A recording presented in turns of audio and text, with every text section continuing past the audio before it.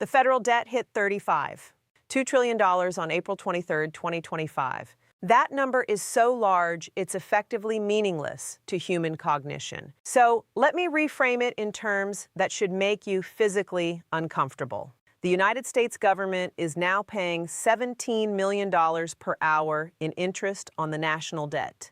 Not principal reduction, not productive investment, pure interest expense. That's $408 million per day. $3 billion per month. $48 billion per year. And accelerating, here's what should terrify you. We crossed a mathematical threshold on March 14, 2025 that makes this trajectory irreversible through conventional policy. The interest we pay on existing debt now exceeds the amount we can realistically collect in new taxes. We've entered the terminal phase of sovereign debt dynamics, and most Americans have absolutely no idea what that means for their savings, their jobs, and their futures. I've spent 16 years analyzing sovereign debt crises, fiscal sustainability, and monetary policy across dozens of countries. I've studied every major default, from Argentina to Greece to Russia. And I can tell you with absolute certainty, the United States just crossed the point of no return. The mathematics are now deterministic rather than probabilistic. Let me walk you through exactly what happened, why it's irreversible, and what it means for you. Chapter 1. The March 14th Threshold. On March 14, 2025, the Congressional Budget Office released updated budget projections incorporating revised interest rate forecasts from the Federal Reserve. Buried on page 47 of the 312-page document was a single table showing net interest expense for fiscal year 2025. The projection: $48 trillion in annual interest payments. To contextualize that number, understand that total federal revenue in fiscal 2024 was $9 trillion. Interest expense in 2024 was $892 billion, representing 2% of revenue. The 2025 projection of $48 trillion represents 32% of revenue, assuming revenue stays constant. But revenue won't stay constant. It's declining because economic growth is slowing due to the very interest rate increases driving higher debt service costs. The CBO projection assumes 1% GDP growth in 2025. The actual Q1 figure came in at 7%. If that velocity continues, revenue could drop to $6 trillion while interest expenses rise to $48 trillion. Do the mathematics. Interest consuming 32% of revenue. That leaves $12 trillion for everything else. Defense spending is $886 billion. Social Security is $34 trillion. Medicare is $848 billion. Medicaid is $592 billion. Add those four categories and you get $67 trillion.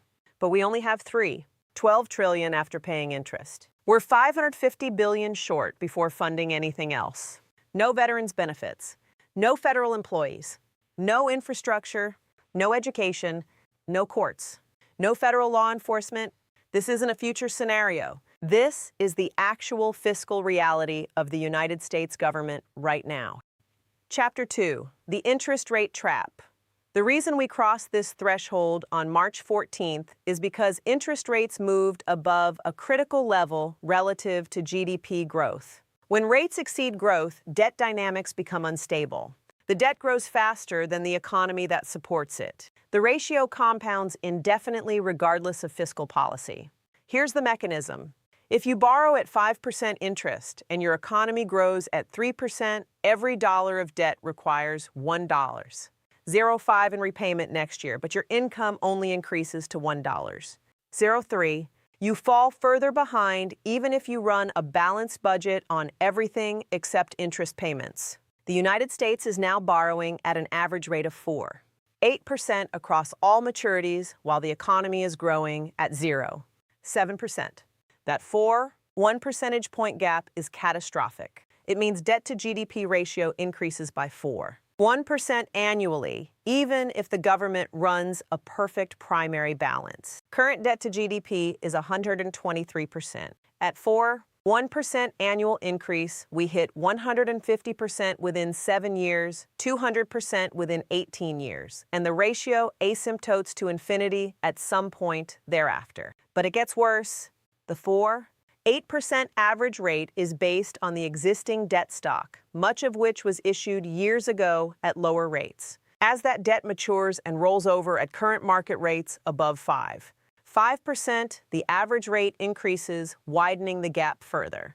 By 2027, the Treasury will be rolling over approximately $9 trillion in maturing debt. If that debt refinances at 5% instead of the 5% average rate it currently carries, annual interest expense increases by $270 billion just from refinancing existing debt at higher rates. Add that to the 48 trillion baseline, and you're looking at 75 trillion in annual interest by 2027.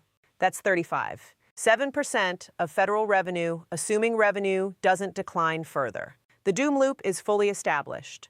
Higher rates require more borrowing to pay interest. More borrowing increases debt stock. Larger debt stock requires even more borrowing to roll over maturing securities. Markets demand higher rates to absorb larger issuance. Higher rates accelerate the cycle. Chapter 3, the tax arithmetic impossibility. The conventional policy response to unsustainable debt is higher taxes. Increase revenue, reduce deficits, stabilize debt to GDP. Every fiscal hawk in Washington is calling for this approach. But the arithmetic is impossible. Let me show you why. Total federal revenue is 9 trillion. Total federal spending is 8 trillion. The deficit is 9 trillion. To balance the budget, you need to increase revenue by 39% or decrease spending by 28%. A 39% increase in federal revenue requires tax policies so aggressive they've never been implemented in any developed democracy. You'd need to approximately double income tax rates across all brackets. Double corporate tax rates, double capital gains rates, and double payroll taxes. The economic consequences would be catastrophic. When you double tax rates, you don't double revenue because economic activity contracts. Historical evidence suggests that tax increases above a certain threshold actually reduce revenue because the activity being taxed disappears. The Laffer curve isn't just theory. It's empirical reality demonstrated repeatedly across countries and time periods. France tried a 75% top marginal rate in 2012. Revenue from that bracket declined by 40% as high earners relocated or restructured compensation. France abandoned the policy within 2 years. But even if we could magically double tax rates without destroying economic activity, it wouldn't solve the problem. Remember, interest expense is rising faster than GDP growth. Even if you balance the budget today through massive tax increases, interest on the existing debt continues growing faster than the tax base. You're back in deficit within 3 years.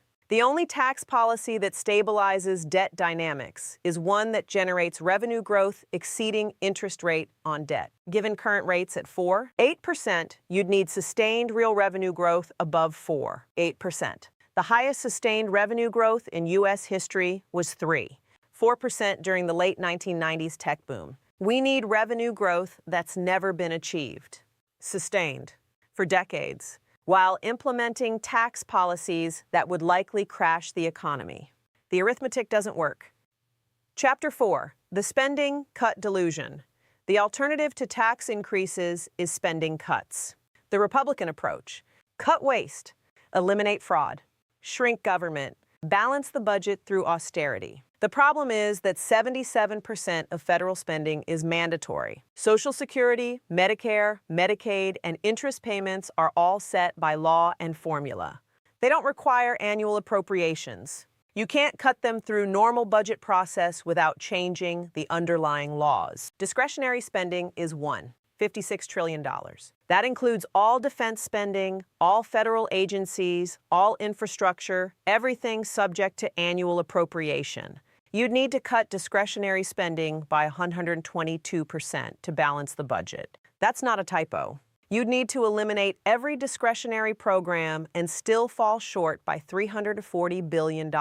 Realistically, defense spending is politically untouchable at $886 billion. So, you're cutting from the remaining $674 billion in non-defense discretionary spending. To balance the budget cutting only non-defense discretionary, you'd need to eliminate 282% of that spending.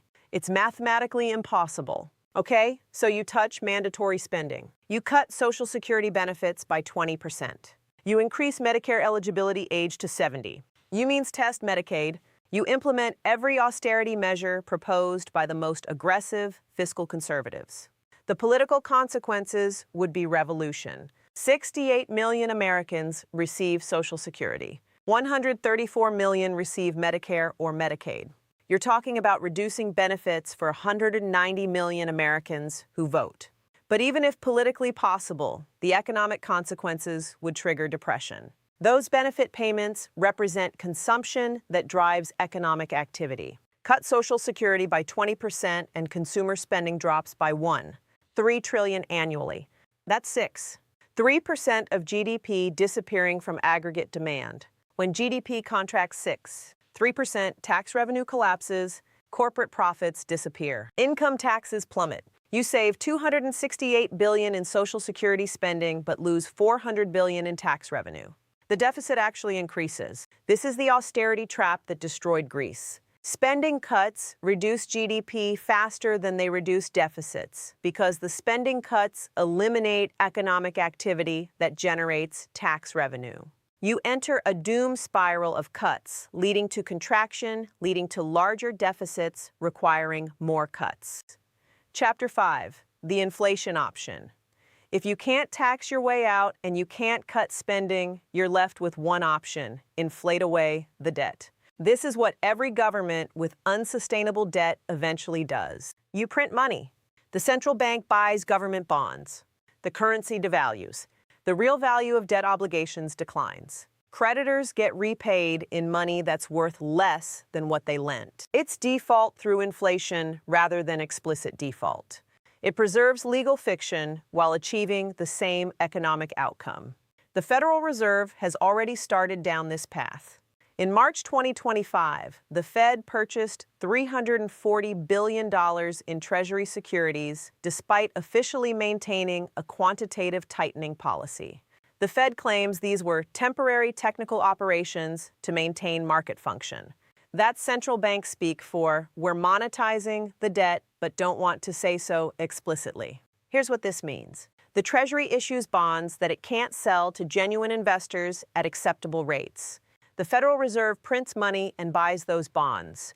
The government spends the money. Prices rise because money supply increased without corresponding increase in goods and services. The inflation tax is the most regressive tax possible because it hits the poorest hardest. Wealthy individuals hold assets that appreciate with inflation. Real estate values increase. Stock prices rise. Commodity holdings gain. The wealthy are protected. The poor hold cash and fixed income securities. Savings accounts lose purchasing power. Bonds lose value. Paychecks buy less. The middle class gets destroyed. But here's the critical point. Even inflation doesn't solve the problem if interest rates rise faster than inflation. If you need 6% inflation to reduce real debt burden, but interest rates rise to 8% as creditors demand compensation for expected inflation, you're still falling behind. And that's exactly what's happening. The inflation rate hit 8% in March 2025. Treasury yields are at 5% for 10-year bonds. The rates are moving in lockstep, which means inflation isn't reducing real debt burden. To actually reduce debt through inflation, you need inflation to surprise creditors. It has to arrive faster than they anticipate and adjust for. But modern markets are forward-looking. Inflation expectations get priced into yields immediately. The surprise is gone. Chapter 6, the historical parallel. The United States is now in the position Britain occupied in 1947. Massive war debt, structural deficits, interest payments consuming increasing share of revenue, declining global position making foreign borrowing more expensive. Britain tried austerity. It cut spending dramatically while maintaining global military commitments.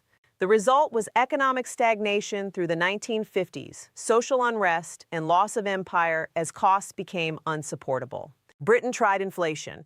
It ran inflation averaging 4% annually from 1945 to 1975. The pound lost 89% of its purchasing power. Living standards stagnated. Britain went from global hegemon to IMF bailout recipient in 30 years. The United States is now executing the same playbook. Austerity is politically impossible. Tax increases don't generate sufficient revenue. Inflation is accelerating, but not fast enough to outrun interest costs. We're trapped in the same doom spiral Britain experienced. The difference is scale. Britain's economy was 9% of global GDP in 1945. The U.S. economy is 24% of global GDP in 2025. Britain's currency was reserve currency for roughly 30% of global trade. The dollar is reserve currency for 58% of global trade. When Britain declined, it hurt Britain severely, but didn't crash the global system. When the United States declines, it takes the entire global financial architecture down with it. Chapter 7: The Cascade Timeline. Let me walk through the cascade of events that unfolds from here. Phase 1, 2025-2026, deteriorating fiscal metrics become impossible to ignore. Debt to GDP crosses 130%. Interest expense exceeds 35% of revenue. Credit rating agencies downgrade U.S. sovereign debt from ALAA to AA+. Treasury yields spike 100 basis points on the downgrade. Phase 2, 2027-2028. Federal government implements emergency measures. Selective payment delays on non-essential obligations. Threats to not make full Social Security payments. Temporary suspension of certain federal programs. Capital controls to prevent wealth flight. These measures create panic and accelerate capital outflows. Phase 3, 2028-2029. Dollar loses reserve currency status as foreign central banks dump Treasury holdings. This isn't orderly rebalancing, it's fire sale. Treasury yields spike to 8–10%. Federal Reserve forced to choose between letting the government default or printing money at scale that triggers hyperinflation. Phase 4, 2029-2030. Endgame. Either explicit default on portions of debt or inflation exceeding 15% annually or some combination. Currency crisis, bank runs, social unrest, political upheaval. The United States experiences what Argentina, Venezuela, and Weimar Germany experienced. The timeline might compress or extend by a year or two depending on specific policy responses and external shocks. But the trajectory is set. The mathematics are deterministic. Chapter 8: What this means for you. Let me translate the abstract debt dynamics into concrete implications for your life. First, your retirement savings are catastrophically exposed. The average 401k holds 55% in equities and 35% in bonds. When interest rates spike and inflation accelerates, both asset classes lose value simultaneously. The traditional 60-40 portfolio that protected wealth for decades is precisely wrong for the environment we're entering. Historical precedent from Britain, Japan, and other nations with debt crises shows equity markets decline 40–60% in real terms during fiscal crisis periods. Bond portfolios lose 35–50% of real value. A balanced portfolio could lose half its purchasing power over 5 years. Second, your employment security depends on sector exposure. Government jobs disappear first as austerity measures take effect. Defense contractors lose funding. Healthcare companies reliant on Medicare, Medicaid reimbursement face payment delays and cuts. Financial services experience contraction as transaction volumes decline. The growth sectors are the ones that benefit from or protect against currency debasement. Real assets, commodities. International businesses earning foreign currency. If your career is in dollar-denominated services, you're vulnerable. If your industry depends on government spending, you're extremely vulnerable. Third, real estate becomes a trap for leveraged investors. When interest rates spike, property values decline because capitalization rates increase. but your mortgage obligation stays fixed. You're underwater on properties that can't generate sufficient rent to cover debt service. The conventional wisdom that real estate is inflation hedge only works if you bought with cash or can refinance at favorable rates. If you're leveraged at high rates during a period when property values are declining, you face foreclosure. Fourth, everyday costs for necessities increase faster than income. Food prices rise as agricultural inputs cost more and government subsidies disappear. Energy costs increase as infrastructure deteriorates and regulation changes. Healthcare becomes more expensive as government programs cut reimbursements and providers raise prices. Your actual lived experience is declining purchasing power, increasing economic anxiety, and the sense that you're working harder to fall further behind. It's the economic reality of fiscal crisis translated into household finances. Chapter 9. The Policy Impossibility. You might be thinking, surely there's some policy combination that avoids this outcome. Some clever mix of modest tax increases, spending restraint, and growth promotion that stabilizes the situation. There isn't. I've run the numbers every possible way. The mathematics are unforgiving.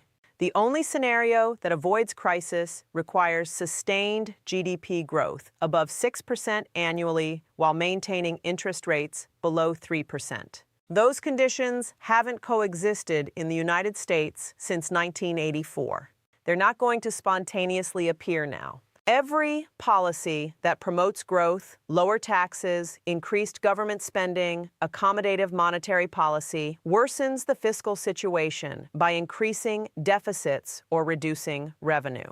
Every policy that improves fiscal position, higher taxes, spending cuts, tight monetary policy, reduces growth and makes debt to GDP worse. You cannot simultaneously maximize growth and minimize deficits when starting from debt to GDP above 120%, with interest rates exceeding growth rates.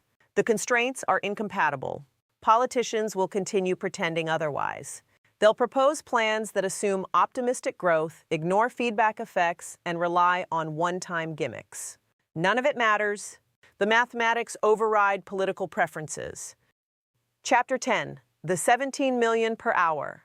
That 17 million per hour is the number you need to remember. It's the clearest signal of how far gone the fiscal situation actually is. In the time it took you to listen to this analysis, approximately 90 minutes, the United States paid $5 million in interest on the national debt. Money that could have funded infrastructure, education, or scientific research. Money that instead flows to bondholders as compensation for lending to a government that's losing the ability to repay. The 17 million per hour will become 20 million per hour by 2027 as debt rolls over at higher rates. It will hit 25 million per hour by 2029. And at some point, the compounding becomes so extreme that the numbers lose all meaning because the system collapses before they're realized. This is the point of no return. This is what terminal sovereign debt dynamics look like in real time. And it's happening to the United States of America, the country that's issued the global reserve currency and backstopped the international financial system for 80 years. Conclusion: the irreversible trajectory. The debt spiral hit the point of no return on March 14, 2025.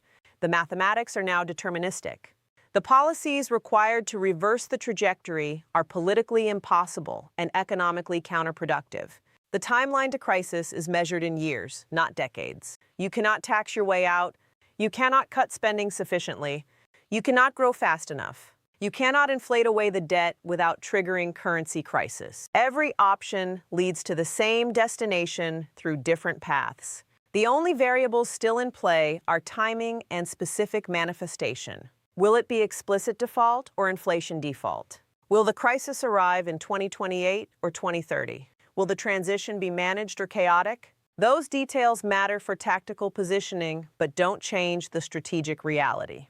The United States is in terminal fiscal crisis. The 17 million per hour is the symptom. The point of no return was the diagnosis. And the treatment options have all been exhausted. What comes next is the decline that everyone said could never happen to America. Except it's happening. Right now, $17 million per hour.